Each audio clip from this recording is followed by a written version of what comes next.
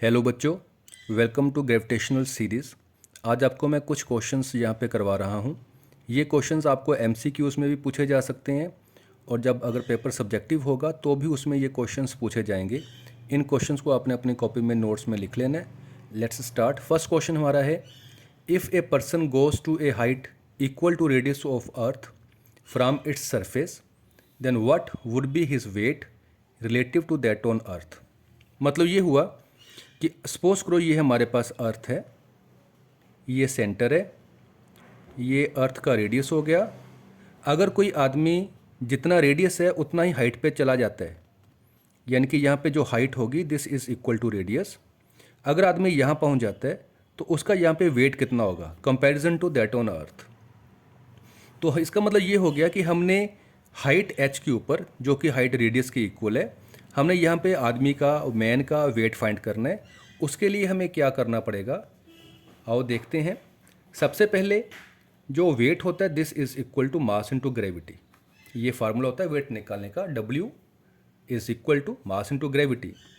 अगर हम surface of earth की बात करें तो जो हमारा वेट होगा this is equal to m, और स्मॉल g का formula capital G capital M upon R square.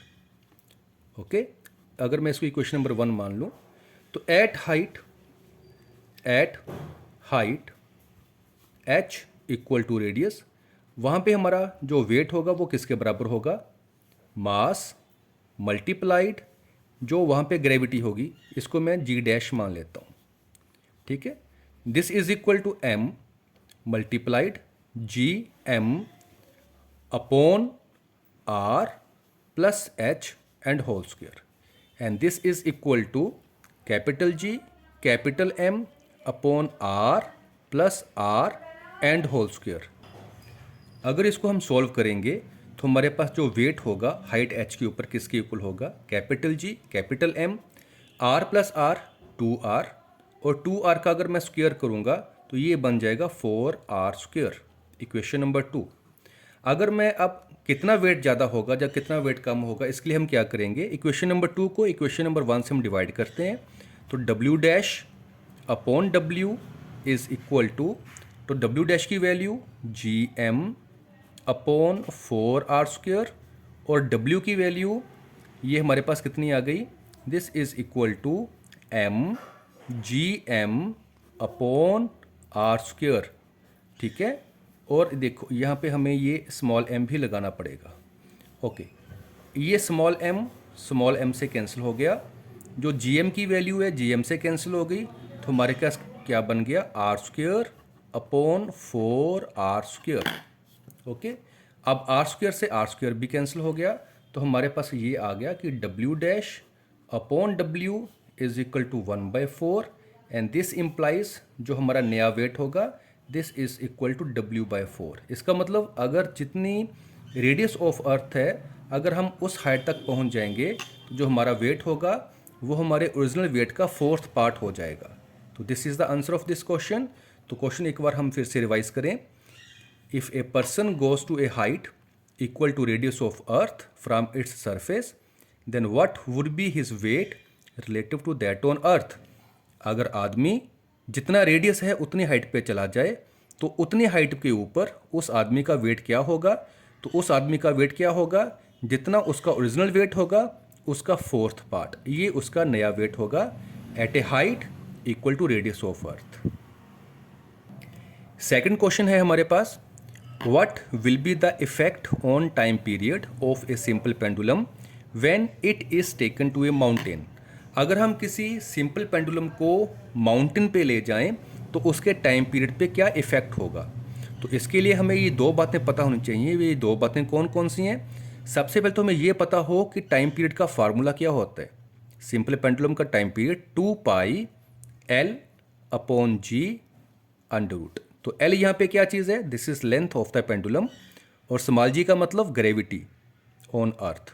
Okay, और सेकंड हमें ये पता हो कि अगर हम हाइट पे जाते हैं तो as we are moving up, जैसे जैसे हम ऊपर जा रहे हैं तो ग्रेविटी डिक्रीजेस। तो इफ़ हाइट इंक्रीजेस, अगर हाइट इंक्रीज करती है तो ग्रेविटी डिक्रीज करती है। ये हमें दो बातें पता होनी चाहिए।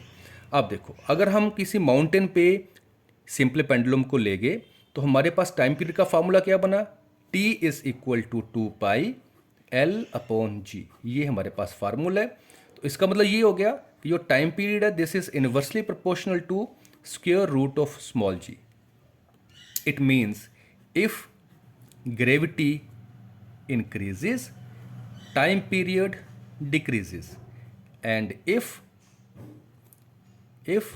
gravity decreases, time period increases।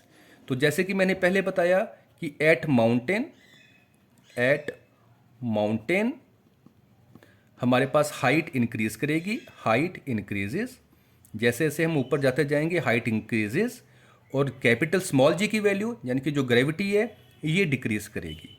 तो अगर ग्रेविटी डिक्रीज करेगी, ग्रेविटी अगर डिक्रीज करेगी, ये वाला हमारे पास पार्ट आ गया, अगर ग्रेविटी डिक्रीज करेगी तो इसका मतलब क्या हो गया, जो टाइम पीरियड है वो इंक्रीज करेगा, टाइम पीरियड विल इंक्रीज।